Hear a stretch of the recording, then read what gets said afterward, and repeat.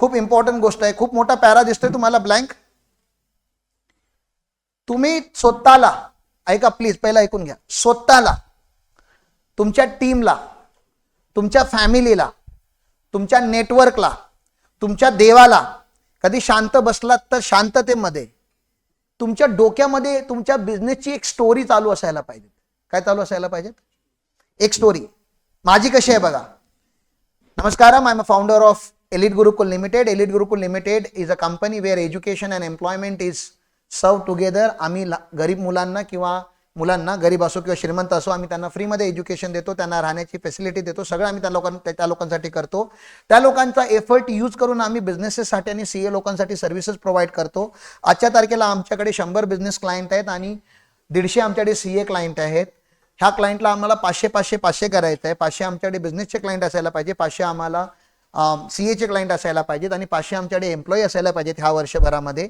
हे आम्ही 3 टाइम्स जर केलं तर आमचे 1,500 एम्प्लॉई 3 वर्षामध्ये होऊन जातात. 3 वर्षामध्ये जर माझे 1,500 एम्प्लॉई झाले आणि हे सगळे नंबर जर 1,500 झाले ना, परत पुढच्या वर्षी 500 ऍड करणार, परत पुढच्या वर्षी 500 ऍड करणार. मग अशा येणाऱ्या 3 वर्षांमध्ये मला 1,500 लोकांचा टार्गेट ठेवायचा आहे आणि ह्या 1,500 लोकांमधून मग मला top customer, top CA, top employees काढायचे आहेत आणि आम्हा लोकांना मग नंतर व्हेंचर कॅपिटलकडे जायचं आहे. व्हेंचर कॅपिटलिस्टकडे जाऊन आम्हा लोकांना त्यांना बिझनेस प्रेझेंटेशन द्यायचं आहे. त्यांच्याकडून आम्ही फंडिंग रेज करणार आहोत. सर फंडिंग का रेज करणार तुम्ही? मग 50 कोटी 100 कोटी आम्ही रेज करणार आहोत. सर एवढे पैशाचे काय करणार? मग तिथे रेसिडेन्शियल गुरुकुल बांधणार, त्याच्यामध्ये आम्ही पूर्णच्या पूर्ण IT अपग्रेडेशन करणार.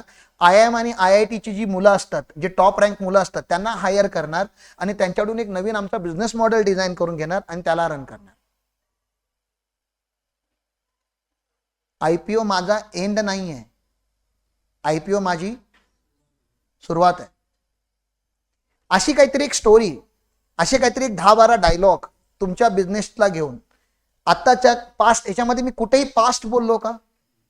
पास्टचा काही संबंध नाही, कारण की पास्टमध्ये पॉसिबिलिटी नाही आणि फ्युचरमध्ये सगळ्या पॉसिबिलिटीज आहेत.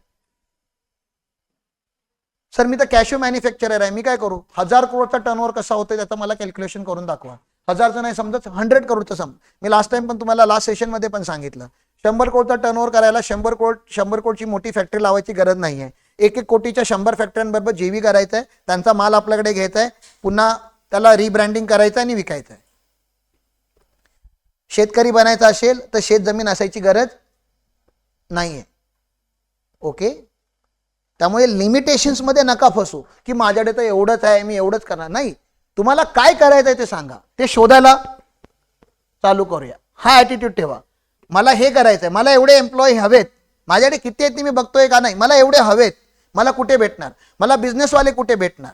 मला बिझनेस 2.0 रन करायचा ना, कुठे भेटणार? क्लबमध्ये असतात, निपाणीमध्ये आहेत, इकडे आहेत, सावंतवाडीमध्ये आहेत, जिथे तिकडे मी जातो ना, वेगवेगळ्या फोरममध्ये जाऊन बोलतो ना, मी कॉलेजच्या मुलांसाठी सेमिनार घेतो ना, वेबिनार घेतो ना. हे सगळं काय चालू केलेलं आहे? ते नंबर वाढवायला तर केलेलं आहे.